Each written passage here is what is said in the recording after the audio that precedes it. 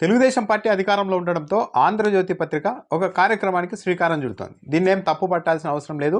ఒక విధంగా ఆంధ్రజ్యోతిని ఈ విషయంలో అభినందించవచ్చు, ఈ చొరవను. కానీ తెలుగుదేశం పార్టీ ప్రభుత్వ పనితీరును పరోక్షంగా ఆంధ్రజ్యోతి ఎత్తి చూపుతోందా? తెలుగుదేశం పార్టీ హయాంలో చంద్రబాబు నాయుడు పరిపాలనలో ప్రజా సమస్యలు అన్నవి పరిష్కారం కావడం లేదా? అసలు వాళ్ళ ఇష్యూస్ను చూపెట్టుకునేందుకు, ప్రభుత్వం దృష్టికి తెచ్చేందుకు సరైన వేదికలు కూడా లేవా? అలాంటి వేదికలు ఏవైనా ఉన్నా సరే అక్కడికి నేరుగా ప్రజలు వెళ్ళి ఒక సమస్యను విన్నవిస్తే అధికారులు, ప్రభుత్వం సాల్వ్ చేయడం లేదా, పట్టించుకోవడం లేదా అన్న అభిప్రాయం కలుగుతుంది. జగన్మోహన్ రెడ్డి హయాంలో స్పందన కార్యక్రమం ఉండేది. వారం ఏ ఇష్యూ పైన సరే ప్రజలు నేరుగా వెళ్ళి అక్కడ ఫిర్యాదు చేసే అవకాశం ఉండేది. ఆన్లైన్లో కూడా ఫిర్యాదు చేసేందుకు అవకాశం ఉండేది.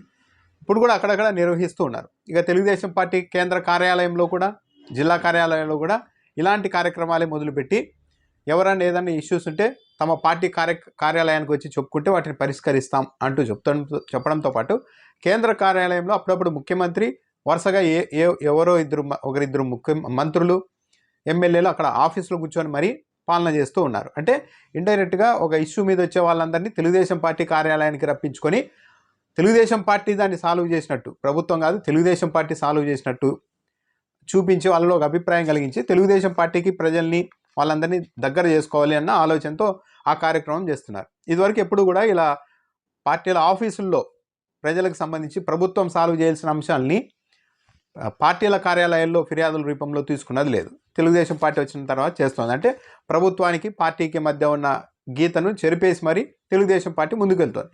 అదో ఎత్తు.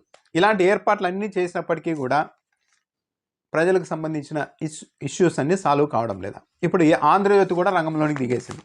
ఆంధ్రజ్యోతి కూడా అదే పని చేస్తోంది. అయితే వైసీపీ ప్రభుత్వమో లేకుంటే ఇంకో ప్రభుత్వం ఉండి ఉంటే ఆంధ్రజ్యోతి ఈ కార్యక్రమం చేసి ఉండేదా అంటే అనుమానమే. చేసి ఉండేది కాదు. ఎందుకంటే కమాండ్ ఉండదు, అధికారులు ఎవరు మాటినారు. కానీ ఇప్పుడున్న తెలుగుదేశం పార్టీ ప్రభుత్వం కాబట్టి ఆంధ్రజ్యోతి ఒక కార్యక్రమాన్ని ఏర్పాటు చేస్తే అధికారులు, ప్రజాప్రతినిధులు భయంతో అయినా భక్తితో అయినా వస్తారు అన్నది ఆలోచనగా కావచ్చు. అక్షరం అండగా పరిష్కారమే ఎజెండాగా హెడ్లైన్. ప్రజా సమస్యల పరిష్కారానికి ఆంధ్రజ్యోతి మహత్తర కార్యక్రమం. ఈ కార్యక్రమం ఏంటి అంటే రాష్ట్ర వ్యాప్తంగా ప్రజలకు సంబంధించిన సమస్యలు ఏంటి, నీళ్ళ కుళాయి రాకపోయినా, రోడ్లు గుంతలు ఉన్నా, ఈవ్ టీజింగ్ ఇలాంటివి ఉన్నా ప్రతిది ఏదైనా సరే వచ్చి ఫిర్యాదు చేయవచ్చు. ఇది నిర్వహిస్తున్నది ఎవరు? ఆంధ్రజ్యోతి వాళ్ళు. ఆంధ్రజ్యోతి ఆధ్వర్యంలో రాష్ట్ర వ్యాప్తంగా మంగళవారం సదస్సులు నిర్వహిస్తారు. అక్కడికి అధికారులు, ప్రజాప్రతినిధులు కూడా వస్తారు. ప్రజలు వచ్చి మీకు ఏ ఇబ్బంది ఉన్నా సరే అక్కడ చెప్పుకోవచ్చు. అధికారులకు, ప్రజాప్రతినిధులకు పరిస్థితిని బట్టి వెంటనే వాటిని అక్కడే పరిష్కరిస్తారు. లేదంటే ఆ ఇష్యూ పరిష్కారం అయ్యే వరకు ఆంధ్రజ్యోతి ఫాలోఅప్ చేస్తూ ఉంటుంది. ప్రజల తరఫున అధికారులతో ఎప్పటికప్పుడు మాట్లాడుతూ ఉంటుంది. ఆ సమస్యను సాల్వ్ చేసే దిశగా పనిచేస్తుంది.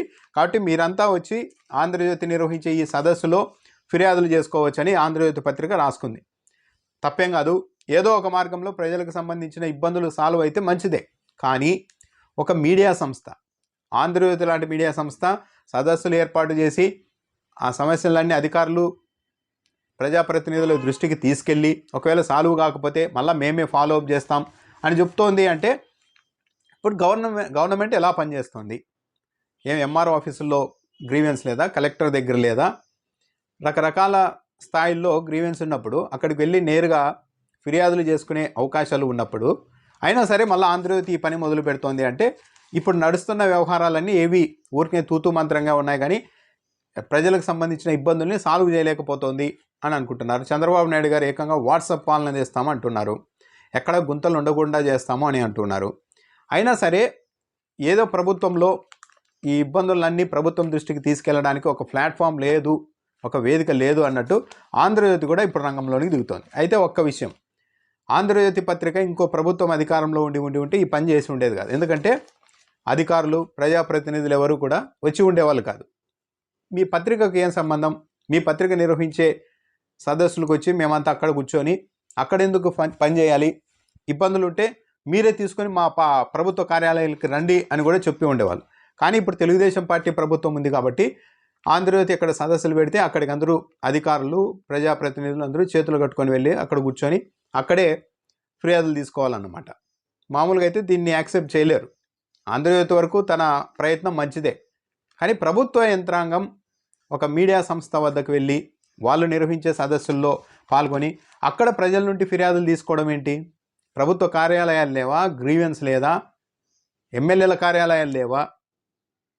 ఇది అంటే ఒక విధంగా ఎక్కడో ప్రభుత్వంలో సరిగా ప్రజలకు సేవలు అందడం లేదు అని ఆంధ్రజ్యోతి ఇండైరెక్ట్గా చెప్తున్నట్టుంది. అందుకే మేమే రంగంలోనికి దిగుతున్నాం, పైగా మేమే ఫాలో అప్ చేస్తాం అధికారులతో మాట్లాడి ఇష్యూ సాల్వ్ అయ్యే వరకు అంటున్నారంటే అధికారులు ప్రజల్ని లెక్క చేయడం లేదు. ఈ ప్రభుత్వంలో ఫిర్యాదులు ఇచ్చినా కూడా ఆ తర్వాత వాటిని పట్టించుకొని సాలుగా పరిష్కారం చూపే మార్గాలు ఈ ప్రభుత్వంలో ఆ పరిస్థితి లేదు. అందుకే మేము ప్రజల తరఫున ఫాలో అప్ చేయదలుచుకున్నామని ఆంధ్రజ్యోతి చెబుతోందా. ఆంధ్రజ్యోతి వరకు ప్రయత్నాన్ని అయితే మంచిదే, ఎవరెవరు ఏదో విధంగా ప్రజలకు సంబంధించిన ఇష్యూ సాల్వ్ చేయడం మంచిదే. కానీ ప్రభుత్వ పనితీరు, అధికారుల పనితీరు ఇవన్నీ ఎలా ఉన్నాయి? సవ్యంగా లేదు వ్యవస్థ, అందుకే మధ్యలో ఆంధ్రజ్యోతి ఇన్వాల్వ్ అవుతోంది అన్న అభిప్రాయానికైతే తావిస్తోంది.